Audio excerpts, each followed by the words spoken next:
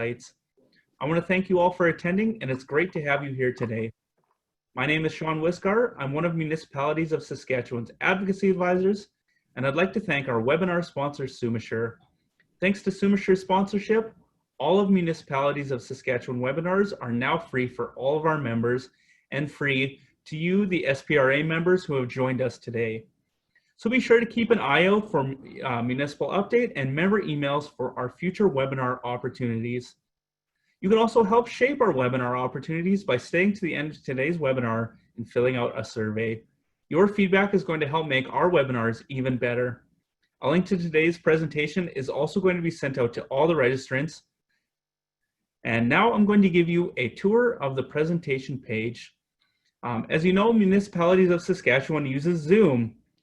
You can see all of the icons at the bottom of your screen. You have your audio settings on the bottom left of your screen.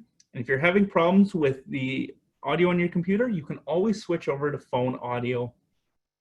We also have Q&A for questions.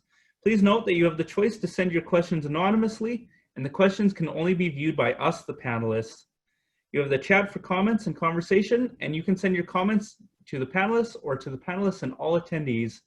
And I noticed that a lot of you are already chatting in the comment box.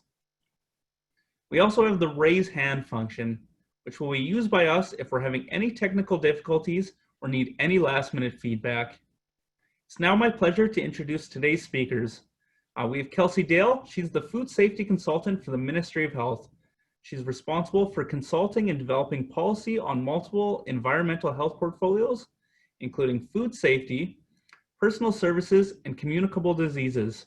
The majority of her current work is with the COVID-19 pandemic response and Reopen Saskatchewan plan. Kelsey has a BSc and a BEH, Environmental Health, and a Master's of Public Health. She's also a Canadian Certified Public Health Inspector, and she's worked in the field in both Saskatchewan and Alberta as a public health inspector, as an environmental scientist, and as a communicable disease control coordinator for the environmental health in Southern Alberta. In 2019, she happily returned to her hometown of Regina to pursue her current position with the Ministry of Health. We also have Dr. Sakib Shahab, who took over as Saskatchewan's Provincial Chief Medical Health Officer in July of 2012.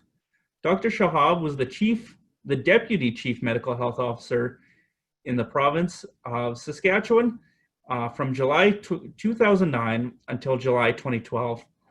Prior to joining the Ministry of Health, Dr. Shahab has worked as a regional medical health officer as well as internationally as an internist faculty at the School of Public Health and as a public health expert with multilateral health and donor agencies. He is the past chair of the Medical Health Officers Council of Saskatchewan and the past president of the Saskatchewan Public Health Association. I'd like to thank both of you for joining us today. We're really excited to have you back, Dr. Shahab, because you do give great insight to our webinars and really good information that our members truly need. So without further ado, I just asked Dr. Shahab, maybe if you could, can you overview the current medical recommendations for recreation sites? And then after that, we'll jump into the Q&A section. So if you do have questions around opening your recreation sites for either Kelsey or Dr. Shahab, if you could just put them in the Q&A box now, and then after Dr. Shahab is done his overview, we can start moving into the questions.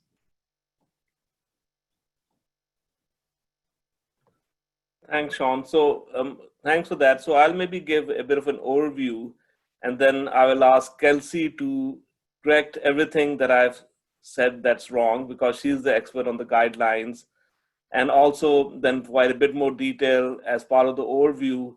But then I think obviously when we get into Q&As, I'll rely on Kelsey to speak to more on the specific guidelines that are posted on the COVID-19 Saskatchewan website, and also we can share links related to that, but also take questions about things that aren't that clear in the guidelines, or what we potentially see happening in the future.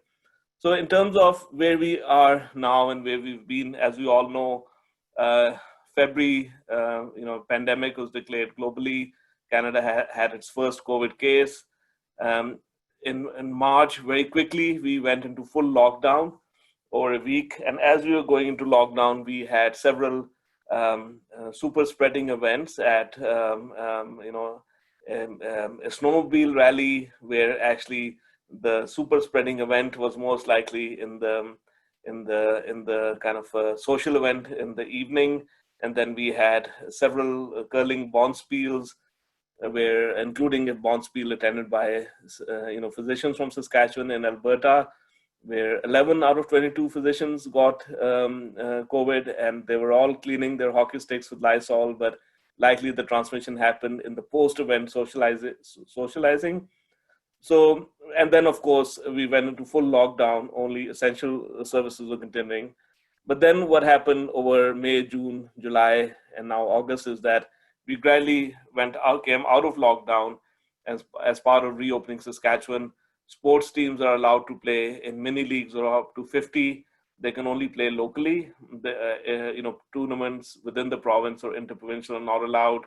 When you're on the bench, you have to maintain physical distancing among yourselves and obviously with other team members. We've had children who have been going to day camps, daycare, have been going to playgrounds, and we haven't really seen an increase in transmission. And part of it may be that it's outdoors, transmission risk is lower outdoors. We have had low transmission rates, COVID transmission rates overall in Saskatchewan, and people generally may be paying more attention to not going out if they're sick, washing hands after coming home, coughing into the sleeve. So lots of things that kind of may explain why we've been doing a lot of things and not seeing a lot of problems. And of course, gathering sizes remain at 30. So these are gatherings where food is involved. But if you have an event like with static seating, like a show or a movie theater, you have to sit in a way that's physically distant among household members. And the gathering limit for those kind of events where there's no food involved is 150. Obviously, as we move indoors, that transmission can increase in the indoor environment. And certainly I've been recommending that as we move indoors in public places, we should all wear a mask.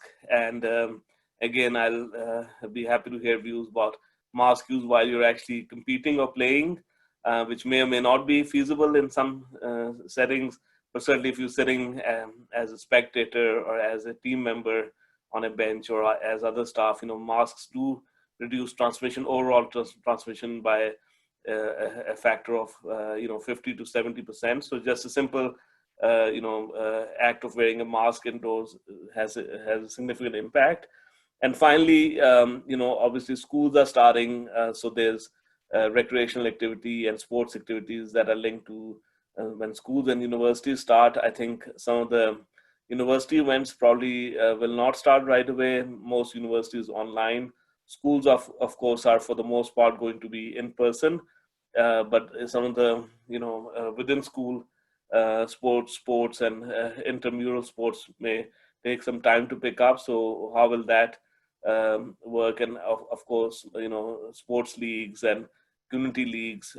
We already have had them playing over the summer, but what will change over the winter? I look forward to hearing your views and what are some of the pressure points or questions that are coming up. So maybe I'll just stop there and see if Kelsey wanted to add a few things or correct some of the things that I've said in terms of current guidelines and what we hope to see going forwards. Sure. I don't think anything needed correction, so that's always good. That was a really good overview, Dr. Shahab. So thanks. I think you touched on that, the highlights of sort of the key overarching principles that that will continue to be sort of part of the requirements in preventing the COVID transmission. So you talked about, masking, distancing, cleaning and disinfection will be in there, and hand hygiene. I did just want to add that our current guidance, because you went into the sports and activities a bit in the reopen plan, we recognize, when those were initially drafted and put out, that the focus was on the summer type of activities. because that was the pressing issue at the time. And so those are, being reviewed, and there will be more detail in the next little while for some of the indoor sports consideration or winter sport considerations that are coming up. So I can probably answer some questions, but some of it may be more, sort of wait and see as we have time to review what's out there and what the best approach will be going forward. That's all I really had to add. I guess I'll throw it back to you guys. Sean, if we're doing our Q&A now or what? Absolutely.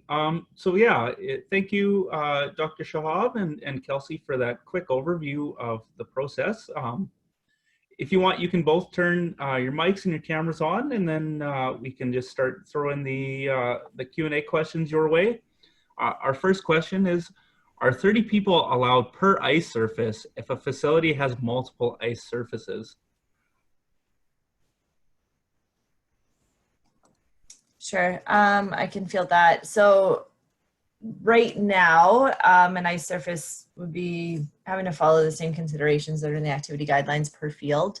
The concern around multiple ice surfaces being used by multiple groups is more like Dr. Shahab already kind of mentioned, the mingling points that might happen. So we are working out on what the best guidance would be, right, in terms of making sure that there isn't a lot of overlap in change rooms or in common areas or in spectator areas, more so than the certain number of people that can be on the field. But for now, each ice surface would be considered the same as a field for the current activities, with more clarification on that to come as we update those guidelines. Perfect. Our next question, and this kind of falls after the previous question, is when can we expect more definition to the gathering sizes before the arena season begins for the year? Can the maximum number be reached in multiple arenas, or is it defined as the whole building? Yeah, and it's a similar answer. So the gathering size allowance, which is set in the public health order, is always, under consideration for changing that number, as it changed a few times as we loosened restrictions. But as we move into the fall, it might change again. Whether the maximum number can be reached in multiple areas of the whole building is going to depend a little bit on the forthcoming guidance.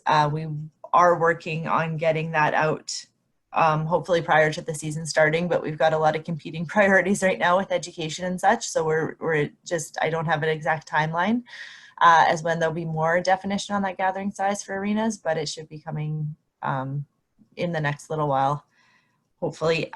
It will likely depend, like I said before, to some degree on the arena's ability to separate or define those areas as to whether it's a building limit or an area maximum. Dr. Shahab? Yeah.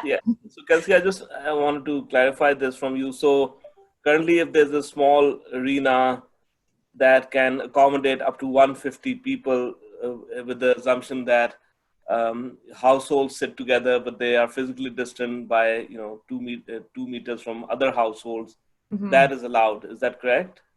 I believe that to get up to the 150 people, it still has to be split into groups of 30 with separate facilities for each of those 30 groups. So in smaller arenas, that's going to be challenging because you're not going to have a bunch of different bathrooms, etc., for spectators. But in some of the larger ones, if there's 3 seating areas that can be very distinct, then each of those areas could have up to 30 people with that physical distancing between households as well. So yeah, that's right. But it gets a little nuanced depending on the facility as ability to keep those groups separate from all facilities. Thanks. And the other thing, and Sean, please advise if this is okay to have this back and forth between me and Kelsey, but it's just something that we were going to discuss anyway, but discussing this in an audience may be better. But as we look at more mask use, is it fair to assume that as people congregate indoors to watch games and stuff, because there's been a lot of discussion about acceptability of mask use Mhm. in Western cultures compared to Southeast Asia. And on the one hand, we're seeing more and more people as they go into a shopping store, grocery store, putting a mask on. It's required in many businesses. Obviously, when you're getting a haircut, most salons require both the provider, service provider, and the customer to wear a mask.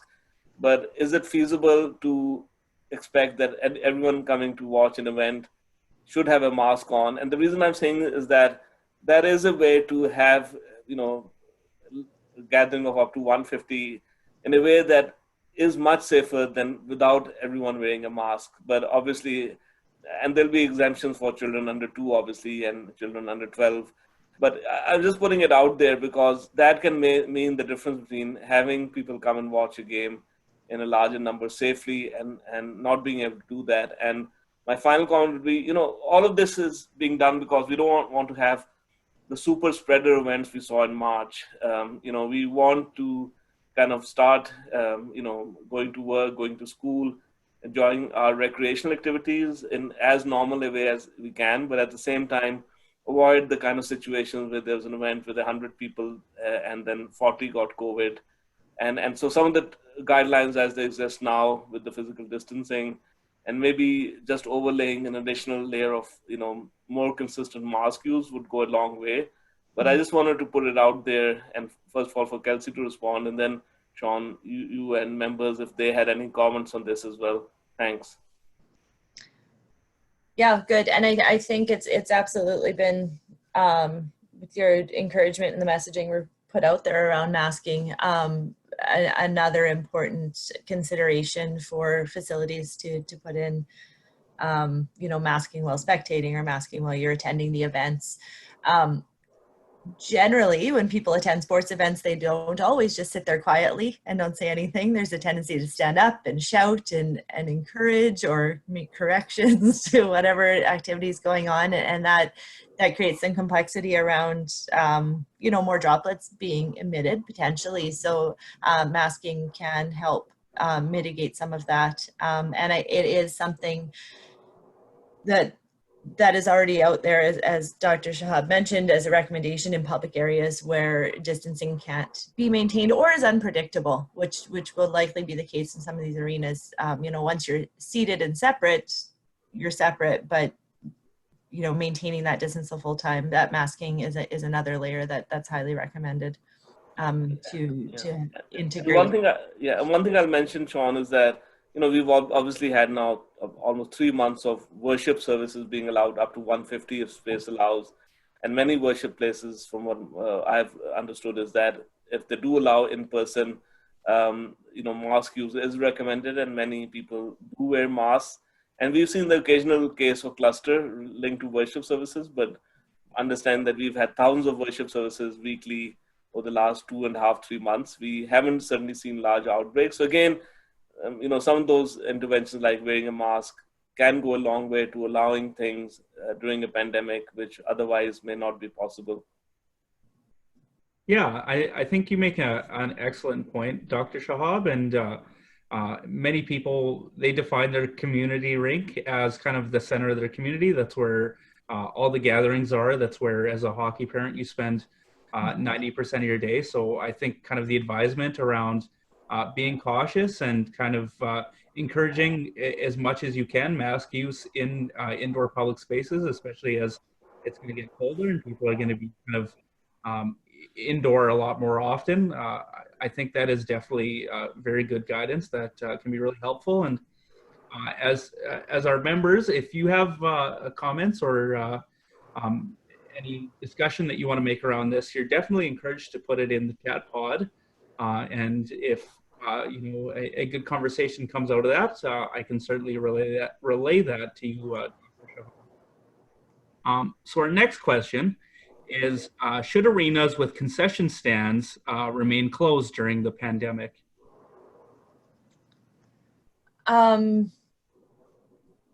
Not 100% sure if it's asking if the arena should be closed or the concession stand should be closed, but I will answer both. There is not much evidence that COVID is spread through food and water consumption.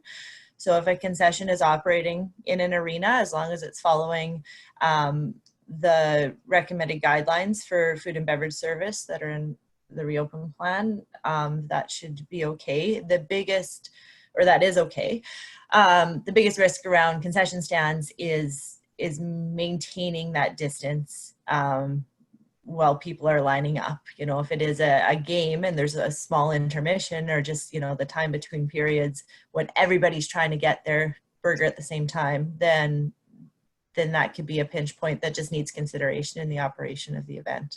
But no, and I mean, if an arena has a concession stand, it certainly doesn't have to be closed. It is on the choice of the arena operator whether they want to operate the concession or not. They don't have to have a concession operating in order to have their arena operate. But if they do, it just needs to follow those guidelines. Perfect. Our next question is, are there going to be guidelines for specific recreation programs? I understand that sports and fitness classes have specifics.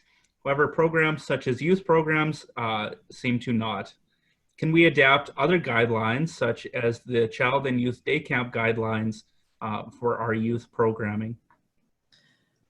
That would depend. If you're unsure where your program fits in the reopen plan, you'd be encouraged to call that business response line. The 1-800 numbers on the website.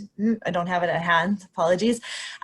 For some clarification, what is important to remember is that what the program is will fall under one guideline generally, not sort of be able to select which guidance from the various guidelines that will be followed. So for clarification, it would be best if you have a program to connect with that and receive clarification from there. When that business response line is unsure, if it's not a standard response or an easy to answer question, they do consult with health. We're in constant contact with them, so you can get the correct answer through that route as to your specific program.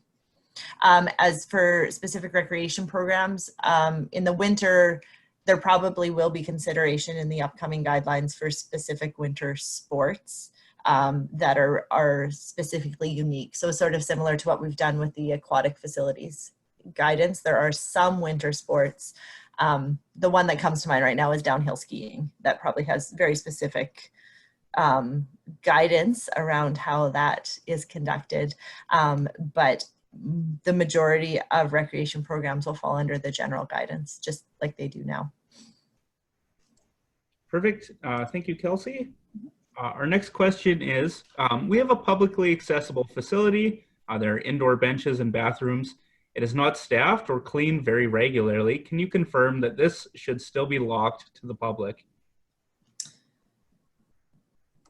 For indoor stuff, indoor benches and bathrooms, I mean, for now, if there is indoor facilities that are public and they're not being cleaned and disinfected regularly,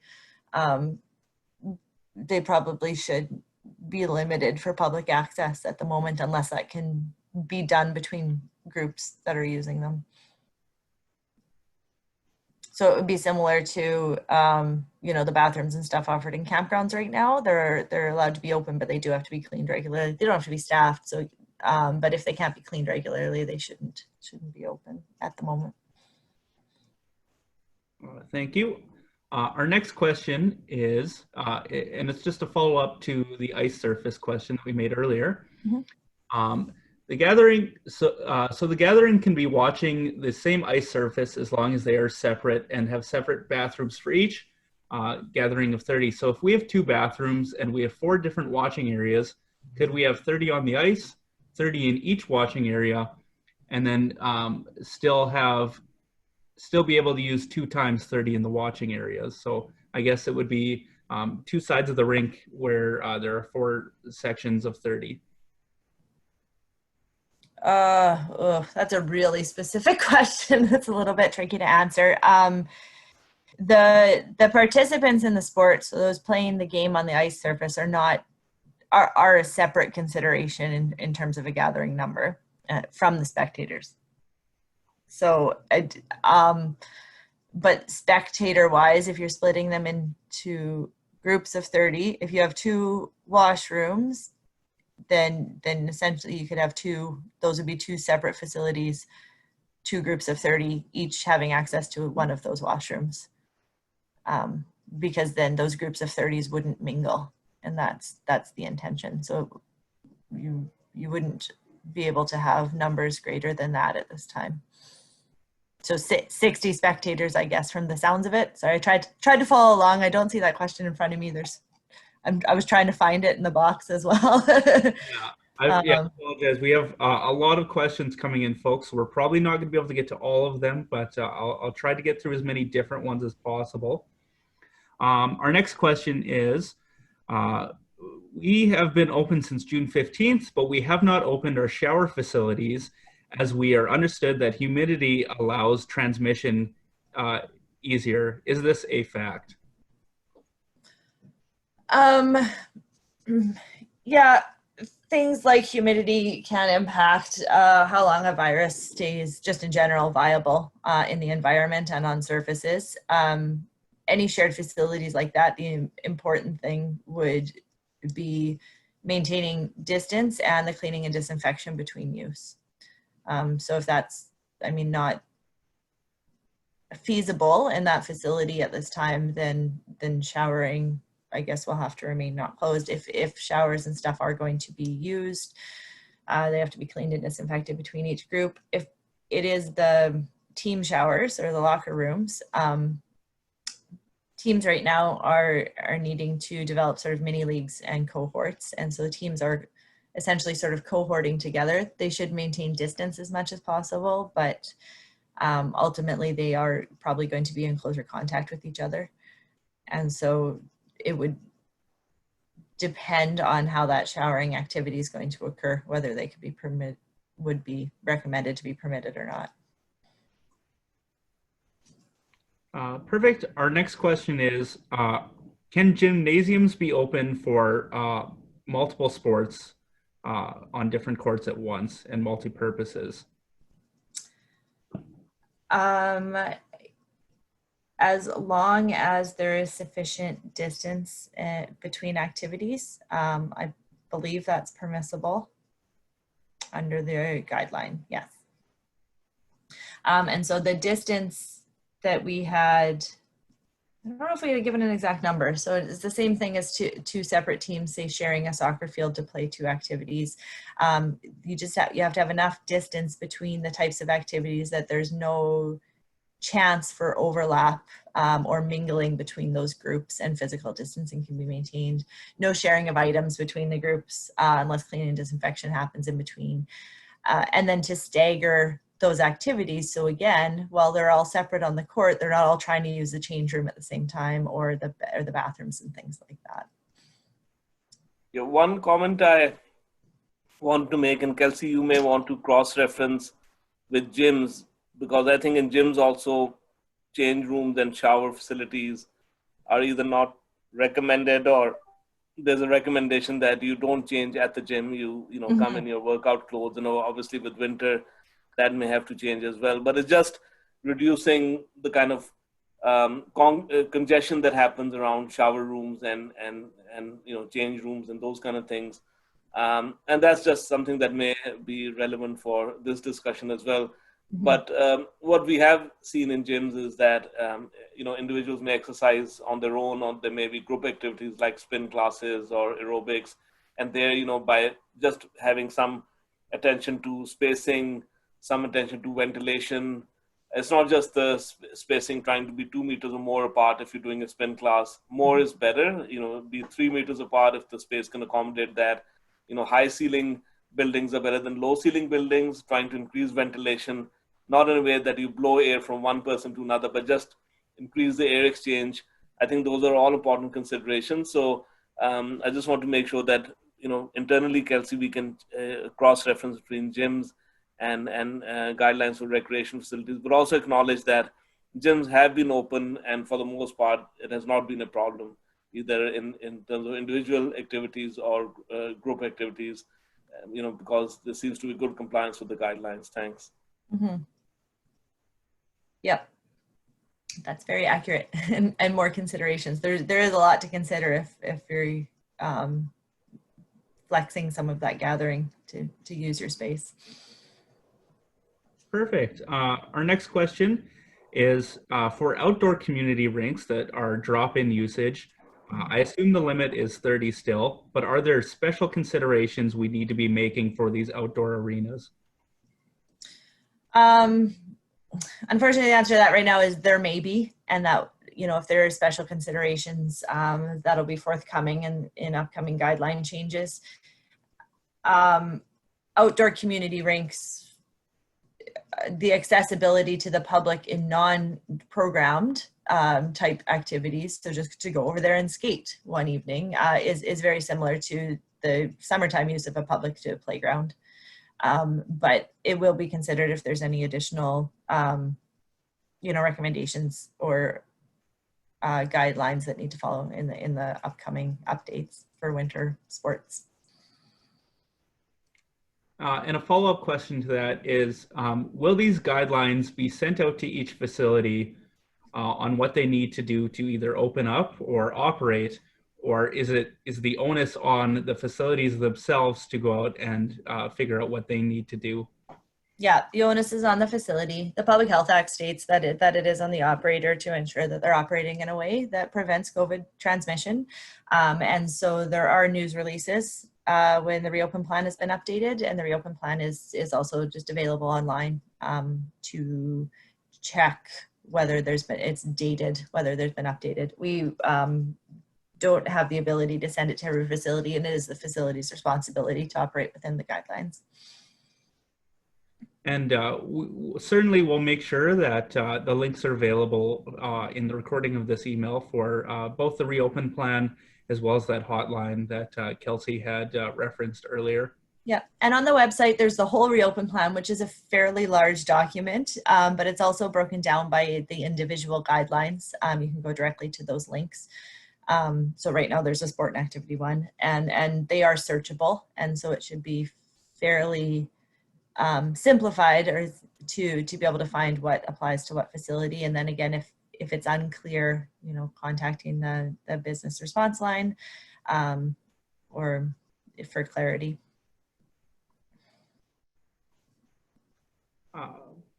Perfect. Dr. Shahab, do you have anything to add? Yeah, so obviously outdoor activities can include, you know, formal recreational activities like several sports as weather allows, but other activities. But certainly I think, you know, certainly outdoors is always better than indoors where feasible. So certainly as a way of communities to engage in recreation, I think as much as we can support that, and obviously in Saskatchewan, weather plays a big role on what can happen and not happen over winter. But certainly, I think that's something that we need to focus on more than we have historically, as much as we can. Thanks. Perfect. Our next question is, do rink kitchens or should rink kitchens be operating under the same guidelines as restaurants and bars? And do you have any specific suggestions how to avoid the clustering of groups around rink kitchen facilities? Yeah, they should operate within the same guidelines for the ones that would be applicable to a rink, especially some have seating areas, some don't, but it would be similar. You want those spaced out. The recommendations for helping customers or lineups maintain physical distancing, there's a few suggestions in the guidance in the reopen plan, including sort of visual markings or cordoning off or line control, one-way flows, very clear signage and marking. If it's a facility that has the potential for having multiple activities at a time, you know, staggering the break time so everybody's not trying to get stuff, or giving a bit longer, or pre-ordering. There's lots of options out there for how to reduce overlap and contact with public. And I think in general, the public, when they're going to public spaces right now, are somewhat accustomed to seeing those visual markers or those one-way flows. So just ensuring those are in place, people are fairly comfortable in following that. You stand here until it's your turn to step to the next dot and order, and then you stand over here. So space might be a bit of an issue, and then you need to facility by facility, then consider how do you minimize the number of people trying to access that service at the same time. Perfect. Our next question is, as an operator of a facility, is it our responsibility to keep track of who is entering the facility for contact tracing? And most specifically, do we need to be doing this for public events such as public skating?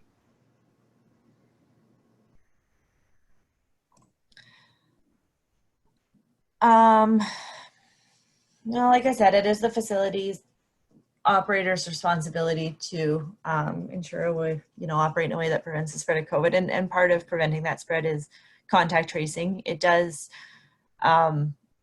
streamline the work on the public health end if there has been a contact or a case in a facility to know who else may have been in the facility at the same time. That hasn't been written into the guidelines yet, but it's something that might be in there for consideration. So we'll have to wait and see when those guidelines come out, how that's managed.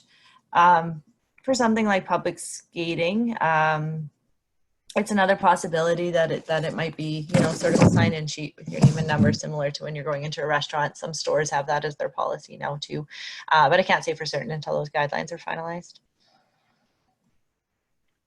Our next question, our concession booth is run by a new crew of volunteers weekly, typically 6 to 10 people in the kitchen at once.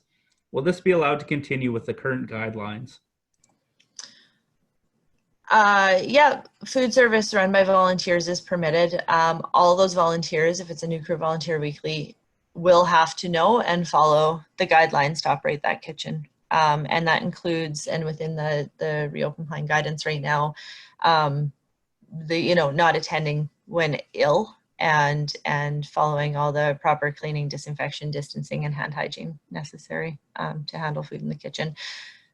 But volunteer kitchens are permitted under the guidelines.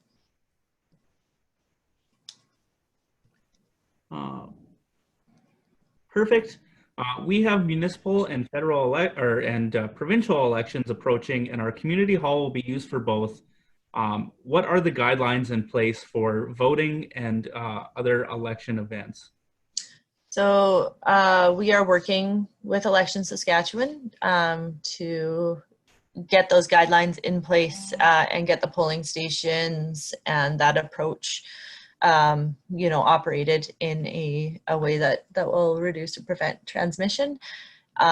When Elections Saskatchewan contacts your community to use a building or that facility, they will have the guidance and be responsible for setting up the polls and making sure everything's in place to ensure that those mitigation measures are in place.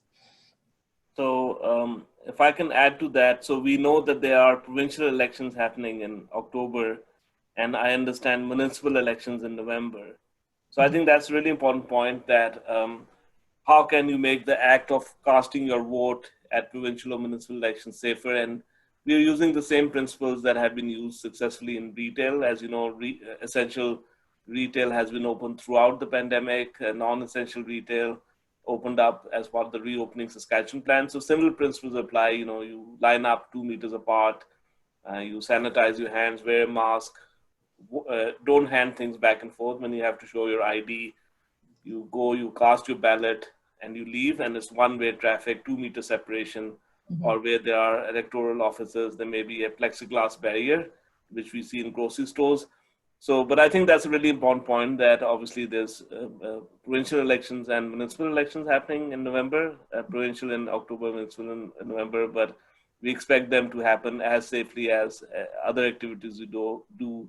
And notably, we've learned a lot from the retail environment, where you can virtually eliminate any risk of transmission if you follow the protocols. Thank you. And I will note on the municipalities of Saskatchewan side, we are monitoring the health recommendations, and in terms of providing you with those resources for your upcoming elections, you can certainly reach out to us at any time if you have questions, or if you're looking at how you can acquire some of those items that will be necessary for safe municipal elections. Great. Our next question is, are golf tournaments allowed if social distancing can be established? Under the current reopen plan, tournaments are not permitted. There have been a couple of instances where a type of event has been permitted that was initially called a tournament, but it was essentially people just recording their own scores and submitting them online. So it wasn't really a tournament. So if you are having an event or intend to have an event that you're calling a tournament, the best thing to do, again, would be to contact that business response line with the details of your event and get a response specific to your event through them. But the broad answer is no, tournaments are not permitted of any sort for any sport at this time. Our next question is, can you provide clarification for disinfecting protocols between user groups, between fans and parents? There seem to be very general guidelines in nature, and they have been interpreted very differently by each municipality thus far. Yeah, there are, I mean, the resource online for cleaning and disinfection in public places gives some information about the types of disinfectants required. Cleaning and disinfection should occur between any group, any use of any group. So if there's a game and there's spectators, the common touch public areas should be cleaned and disinfected between that game and the next game with a different group of spectators. I'm not sure. I guess I haven't heard without detail on how else that's been interpreted. And maybe I could speak to it a little further if there's some more detail. But in general, areas should be cleaned and disinfected frequently. If it's the same group and the same games all day long, then there's no time exactly, but it should be more frequent disinfection. So not just once a day, then throughout the day it should be occurring. Perfect, thank you. And if this was your question and you do have additional context you'd like to add, you can certainly send it to me in the chat box and I can follow up on that one. Mm-hmm. Our next question is there an opportunity for municipalities to be notified or have some lead time on the updated regulations and gatherings to have time to develop their plans for what works in their specific facilities before it's released to the public?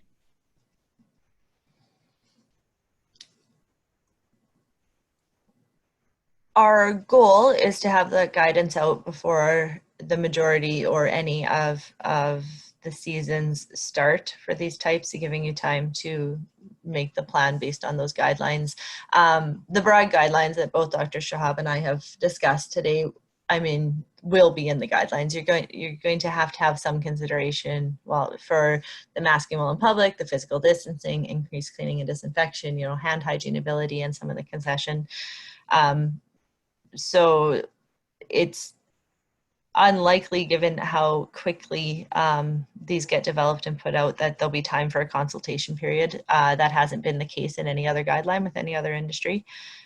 So you will just, but on the public health side, you know,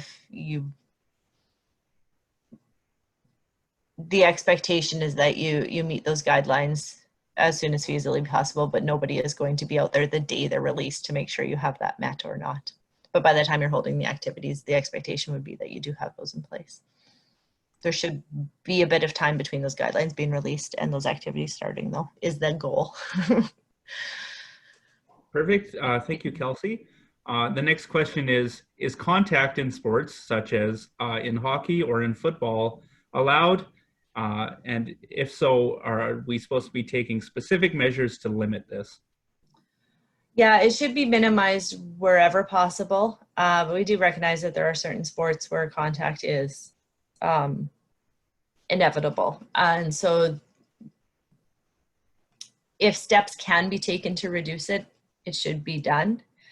If steps cannot be taken, then it really is relying on that creation in the mini league and the limited number that any of those players would have contact, limited number of people those players would have contact with, to keep the exposure levels low.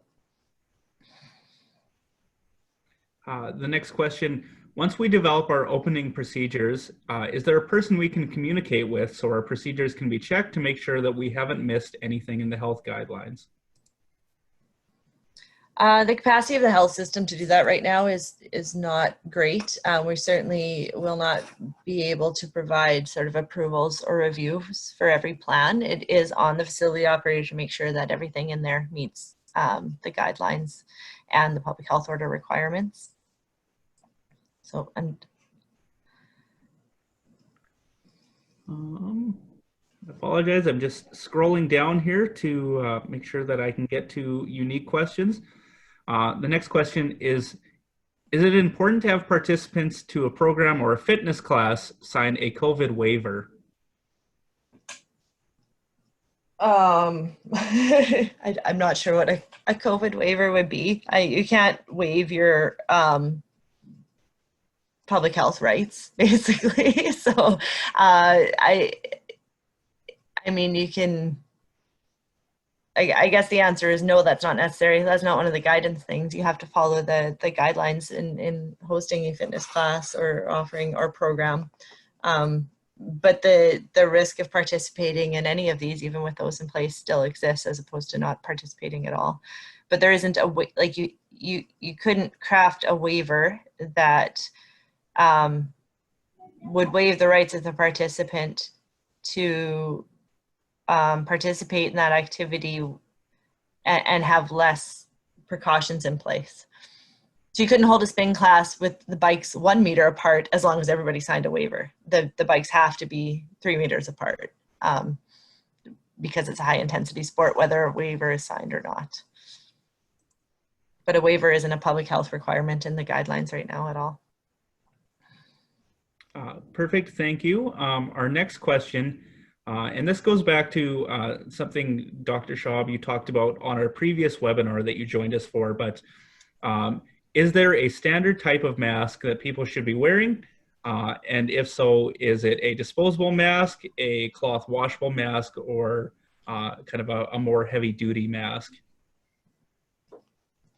Thanks. So what we've learned more and more over the last 2-3 months is that a standard cloth reusable mask is what works for the majority of the population. And that's really kept us safe in personal care services, getting a haircut, going to the library, going to retail. So, you know, and I've been saying now since June that every household member should have 2 or more of those reusable masks. And that will also be the expectation for students grades 4 to 12 when they start school in terms of common areas, having that mask on. Having said that, people who are at higher risk, for example, there may be some staff who may be at a higher risk and may want to use additional precautions. For example, at reception, you can have an engineering control like a plexiglass sheet because that just is a barrier. But beyond that, individuals may use a cloth mask. A cloth mask works both ways. It prevents you from coughing onto someone and prevents, to a lesser extent, people coughing onto you. But staff who are older, who have underlying risk factors, may use a higher level of PPE, which may be a procedure mask, as well as eye protection or a face shield. Certainly in schools, that is the recommendation for staff, that they can use a reusable mask. But persons at high risk can also use a face shield and a reusable mask or a procedure mask, which is a disposable mask. But certainly for the vast majority of participants who are either attending or participating in events indoors or in situations where you can't reliably maintain that 2 meter distance even outdoors, a reusable cloth mask, ideally 2 to 3 layers. 3 layers is preferred, is ideal. And we've had a lot of questions, for example, from high school students, can you use a bandana or a neck tube? You know, if you just look at that as something that's loosely woven, that's not going to work very well. You may be able to bring it up, but it's not going to work very well. But if you look at a reusable cloth mask, 2 or 3 layers, tightly woven cotton on the inside, cotton or another material on the outside, that's what is recommended. And we are updating our some of that information on our website as well. Thanks. Perfect. Thank you, Dr. Shahab. That was really good guidance. And I think there's been a lot of confusion around mask wearing, so it's good to have that clarification. Our next question, which has come up a number of times, are facility staff considered part of general capacity numbers if they're not in the stands or on the field, but they're in the building? No, they would be considered staff of the facility.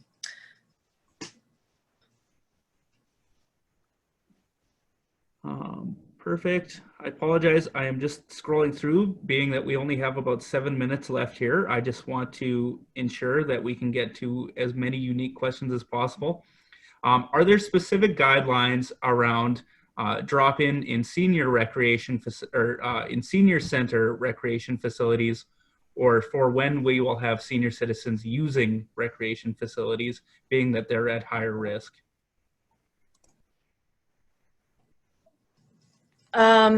Yeah, but currently it does, probably the only additional recommendation at this time for seniors entering public facilities to use them for recreation things is if they are masking, to consider what Dr. Shahab just said, that if they are at higher risk, that they should consider using a higher or a more protective level of masking where possible. In terms of offering recreational activities in, care homes, personal care homes, seniors care homes, that guidance will be forthcoming because it is a higher risk population. We want to minimize exposure. If the facility is completely separate from the home, then it can operate under the current guidance. But yeah, those who are at higher risk need to protect themselves at a higher level with those types of masks. Perfect. Our next question is there a plan to have all of the extracurricular activities in a school available in the fall? Will recreation facilities be hosting volleyball, football, cross-country, golf, and possibly soccer from the schools? Sure. The extracurricular activities for schools is still under consideration. There will very likely be some provision to allow for extracurricular activities, and those activities will need to follow the guidelines of that activity. So if it is, choir and band type thing, that there's the performing arts guidelines that they'll have to look to. If it's a sport and activity, they'll have to follow the same guidelines as any other sport and activity occurring. But the updates to sort of the education guidance and extracurricular activities are forthcoming as well. Perfect. So we do have 5 minutes left, and I know there are a number of questions that I wasn't able to get to. So I'm going to do my best to aggregate the ones that we didn't answer, and then I will personally go see if I can seek a little bit of clarification around these questions with the Ministry of Health on behalf of our members. But with this last 5 minutes, I'd encourage Kelsey and Dr. Shahab, if you just want to share final thoughts, recommendations, or things that municipalities should have at top of mind as they look at reopening their fall and winter recreation sites, just to close things off today. Thanks. So maybe just a few comments from me. I think this is really useful for us to kind of recheck our understanding of the guidelines. And I'd just like to close off by saying that, we've been able to do a lot of stuff in Saskatchewan and keep our numbers low. And if you look at the Saskatchewan website, COVID-19 website, you can see that there's now active case numbers updated daily by 32 geographies, and many parts of Saskatchewan don't have any active cases. And the reason we've been able to do that is by all the things we've discussed today. So, while it's really hard to not have interprovincial tournaments and, all those restrictions around gathering sizes, I think that's what's going to continue to see us through the winter. And this is going to be an unusual year for a lot of events. So not that we can't have anything, but we do have some limitations, and we just need to kind of, acknowledge that the reason we have that is to reduce transmission. And even when you look at tournaments, playing locally, interacting with the smaller group of people locally, so that we don't have transmission even within the province as much as we can avoid, I think are going to be important. And finally, I think mask use is something that certainly, we may not make that mandatory at a provincial level. Certainly, I think only 2 jurisdictions, Quebec and Nova Scotia, have a mandatory mask use policies at a provincial level. But certainly that's something that, in terms of our behaviors, even when we are sitting in a crowd and watching our favorite teams play, I think that's also going to be something that's going to go a long way as we get into cough and cold season. Thank you. So that's all from me. Thank you, Dr. Shahab. Kelsey, do you have any final thoughts? Sure. I would definitely echo what Dr. Shahab just said, and add that we recognize, and I think this is true across the board, this is pretty unusual. We've never dealt with this before. There's definitely going to be some challenges and some changes to the operation of these facilities and of these activities this year due to this, and we're working to provide you with the clearest guidance we can on that, and really appreciate you implementing the guidance and to keep that transmission level low. And we've done a good job across the communities so far, and the numbers are showing that. And so it'll be another change, and another slight operational change, or major in some cases, depending on your facility. But yeah, I would be happy to work with you, Sean, to answer the rest of the questions that were answered here that we didn't get to today, to provide some of that clarity. And then I think somebody said, oh, can we do this again? And I think that probably would be really beneficial once we get some of the guidelines for these facilities and sports more concrete, because we'll be able to answer those questions with a bit more clarity. So that would be great. Yeah, the door is definitely always open for you and Dr. Shahab.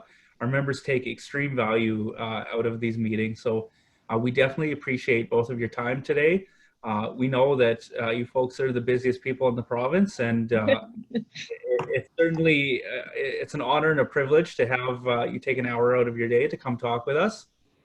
And that actually brings us to the end of today's webinar. So I want to thank all of our members for those great questions.